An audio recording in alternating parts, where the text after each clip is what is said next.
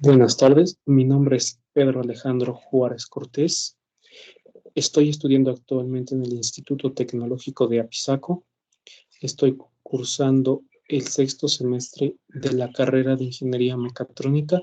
Voy a presentarle el tema de actuadores de la materia de instrumentación impartida por el profesor Carlos Bueno Avendaño.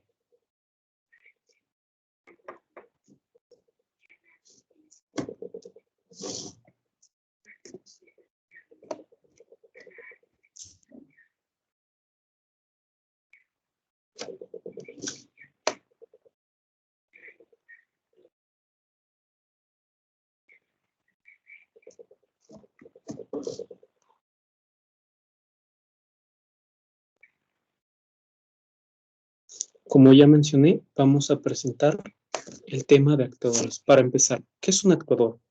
Un actuador es un dispositivo inherente mecánico cuya función es proporcionar una fuerza para moverse o actuar otro dispositivo mecánico. Son dispositivos capaces de generar una fuerza a partir de líquidos de energía eléctrica y gaseosa. El actuador recibe la orden de regular o controlar y da una salida necesaria para activar un elemento final de control como lo son las válvulas. Tipos de actuadores. Existen 3 tipos de actuadores que son hidráulico, neumático y eléctricos.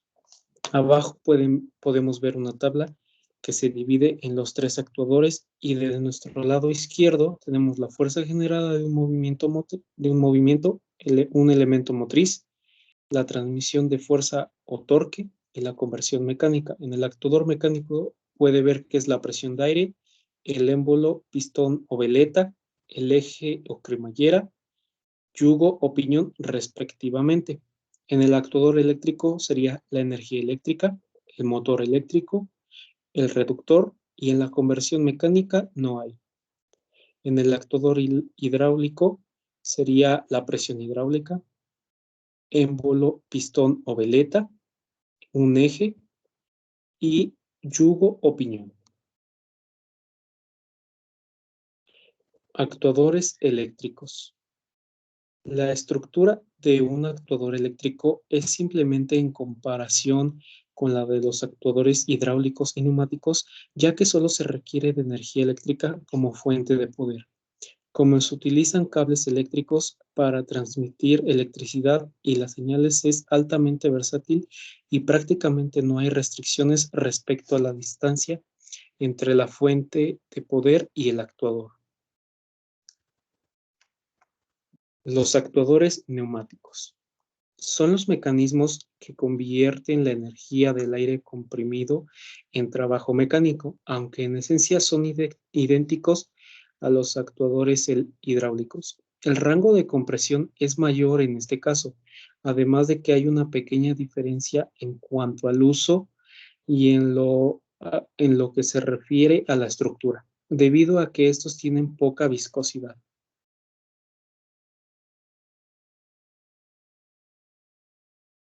Actuadores neumáticos. Estos actuadores se basan para su funcionamiento en la presión ejercida por un líquido, generalmente un tipo de aceite. Las máquinas que normalmente se encuentran conformadas por actuadores hidráulicos tienen mayor velocidad y mayor resistencia mecánica y son de gran tamaño.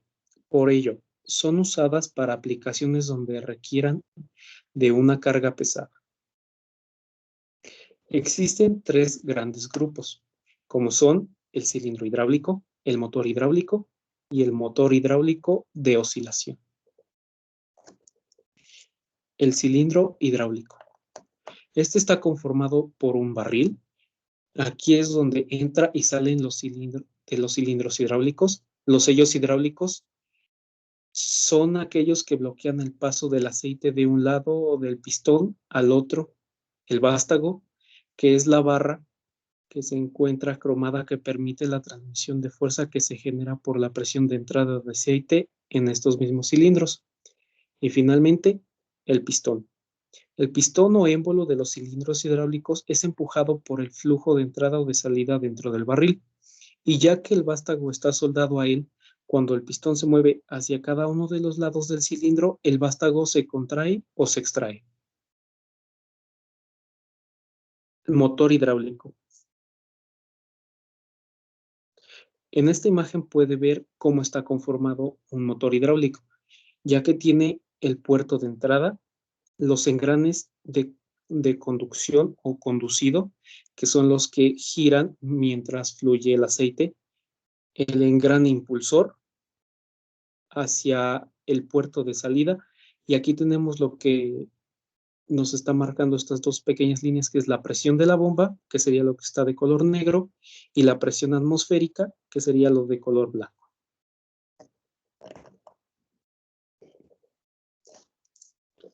Motor hidráulico de oscilación. En el eje de accionamiento hace girar el barrilete conteniendo los pistones, que está ajustado en su alojamiento y conectados mediante patines y un anillo inclinado, de forma que los patines están apoyados sobre una placa circular inclinada. A medida que el barrilete gira, los patines siguen la inclinación de la placa, haciendo que los pistones tengan un movimiento alternativo. Los orificios en la placa de distribución están dispuestos de tal forma que los pistones pasan por la entrada cuando empiezan a salir de sus alojamientos y por la salida cuando se les obliga a entrar. Al comienzo de la fase de admisión, la válvula de admisión se abre y el pistón comienza a descender, provocando una caída de presión en el cilindro. Abajo puede ver el motor hidráulico. Y aquí está todo lo que expliqué. Tenemos también los tipos de válvulas. Antes de verlas, vamos a ver qué es una válvula. Una válvula se puede definir como un aparato mecánico con el cual se puede iniciar, detener o regular la circulación, en este caso el paso, de líquidos o gases mediante una pieza movible que abre, cierra u obstruye en forma parcial uno o más orificios o conductos. En esto tenemos la válvula de compuerta.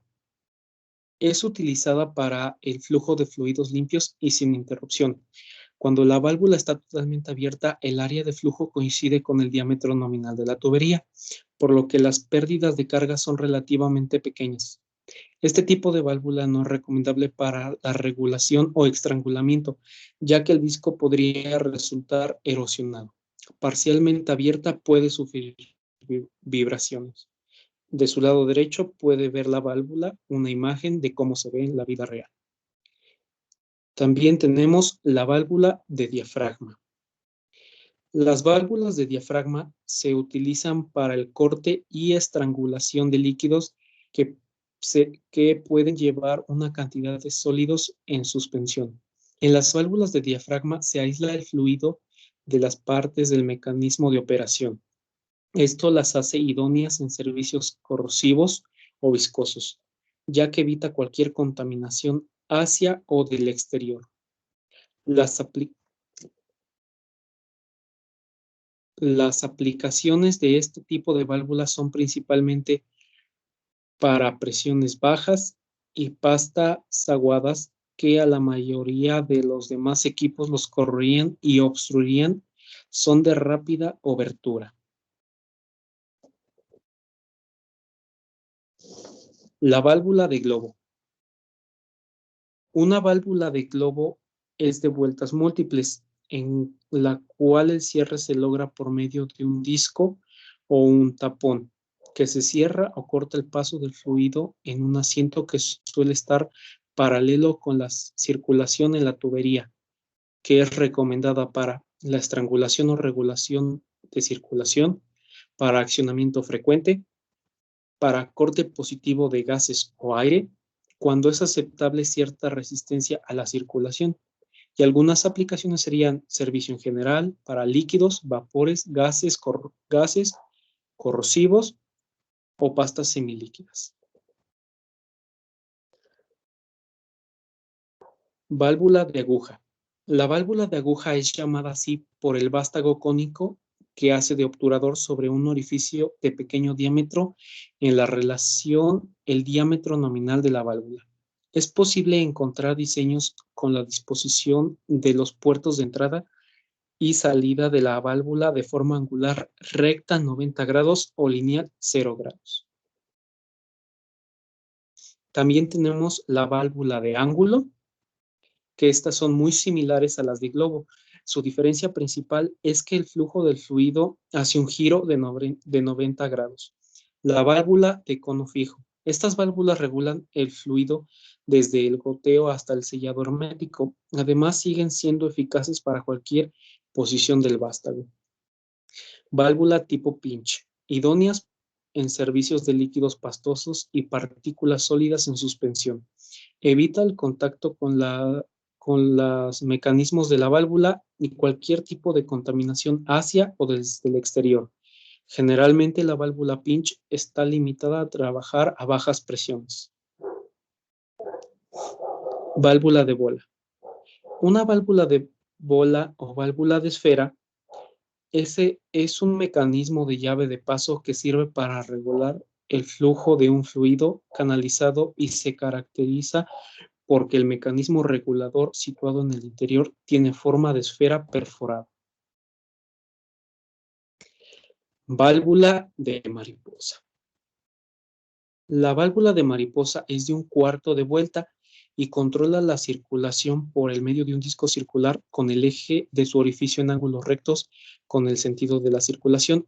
Esta es recomendada para servicios con apertura total o cierre total, servicios con estrangulación y para accionamiento frecuente. Válvula de macho. La válvula de macho es de un cuarto de vuelta que controla la circulación por medio de un macho cilindro o cónico que tiene un agujero en el centro, que se puede mover en la posición abierta a la cerrada mediante un giro de 90 grados. Estas son recomendadas para servicio con apertura total o cierre total, para accionamiento frecuente, para baja caída de presión a través de la válvula, para resistencia mínima a la circulación, para cantidad mínima de fluido atrapado en la tubería. Válvula de retención check.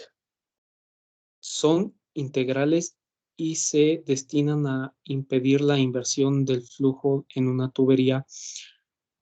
La presión del fluido circulante abre la válvula, el peso del mecanismo de retención y cualquier inversión en el flujo la cierra.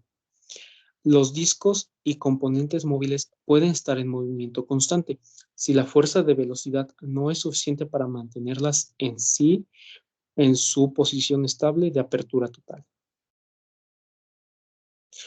Válvula de retención Duckbill. La válvula de retención tipo Duckbill, pico de pato, es una válvula económica utilizada en los desagües a sistemas de alcantarillados o ríos para evitar la entrada de fluido en sentido contrario, como por ejemplo en caso de una crecida de río. La válvula Duckbill está construida por un tubo de goma, sleeve, aplanado en su final. La válvula solo se puede abrir cuando la fuerza del flujo empuja el extremo aplanado del tubo que actúa como sello de la válvula. Sin un flujo o flujo en sentido inverso, la parte aplanada sella todavía más. La posición normal de la válvula es estar cerrada. Válvula angular. La válvula angular permite la regulación de presión y caudal. No padece cavitación, puede cerrar contra toda la presión. El obturador tiene forma cónica, se desplaza en dirección axial de la tubería. El fluido pasa rodeando el obturador. Tenemos ahora lo que son los criterios de selección. La selección está en función de la selección. Es necesario conocer si el tipo de control de proceso es de interrupción, regulación o rotación. Los actuadores son de distintas formas según el tipo de montaje que se requiera realizar. Para la selección se debe tener en cuenta factores como potencia, controlabilidad, peso, volumen, velocidad, mantenimiento y costos. Las características principales de los actuadores. El conjunto de datos que se debe tomar en cuenta al seleccionar un actuador eléctrico, en este caso, debe ser, por ejemplo, el voltaje, maniobra de operación, lo que sería el torque, tipo de maniobra, el ángulo de maniobra, temperatura, velocidad, tipos de conectores y su peso. La correcta selección de un actuador para una línea de proceso es fundamental, ya que si no se selecciona adecuadamente, esto repercutirá en el proceso de selección. ¿Por qué se debe saber qué es lo que se requiere automatizar? Posteriormente, se debe determinar si el proceso se requiere automatizar de las siguientes tres maneras: neumáticamente, eléctricamente o hidráulicamente. En general, cuando se va a automatizar un sistema, la elección puede darse así. Cuando se necesita mover o desplazar o soportar algún peso. Para ello, se requiere de actuadores de movimiento como son los motores paso a paso, de corriente continua y de corriente alterna. Cuando se trabaja con líquidos y se utilizan motobombas y electroválvulas. En los procesos en los cuales es importante utilizar un indicador que informe el estado de cada etapa. Para ello se pueden utilizar alarmas e indicadores luminosos. Para el control de temperaturas se utilizan resistencias, ventiladores y extractores. Entre los criterios más importantes de selección para un actuador se encuentran el tipo de señal, si es de corriente continua o de corriente alterna. La señal de mando para los actuadores. La unidad de control es el centro de cálculo que procesa las señales de entrada de los sensores y a partir de estos datos calcula el tiempo de inyección como medida de la cantidad de combustible a inyectar, así como los ángulos óptimos de cierre y avance del encendido. Además, puede encargarse de otras funciones. La unidad de mando. La unidad de mando dispone de un microordenador con microprocesador, CPU, memoria de programa ROM y de datos RAM, y unidad de entrada y salida, así como un convertidor analógico digital AD y un conformador de impulsos CI. Además, también consta de tapas de potencia que amplifican las señales de salida. En la imagen de abajo puede ver la estructura y el funcionamiento. Son en términos generales comunes a todos los microordenadores dotados de microprocesadores. De nuestro lado izquierdo hacia derecho, usted puede ver lo que son los sensores, que son las señales de impulsos de tensión, además de las señales de tensión. Arriba sería las señales de impulsos de tensión, conformador de impulsos CI, esto pasa directo al CPU. Abajo tendríamos las señales de tensión que pasa a un convertidor analógico digital, que sería el AD, también pasa al CPU. Este contiene la memoria ROM y la memoria RAM, que son autodiagnosis. Esto después pasaría a la etapa final. Después de esto pasaría lo que sería a los actuadores, que son las masas transferidas continuas o las masas transferidas a impulsos. Y aquí abajo tenemos la definición de cada uno de las abreviaciones que tiene. Bueno, eso sería todo por parte de mi presentación.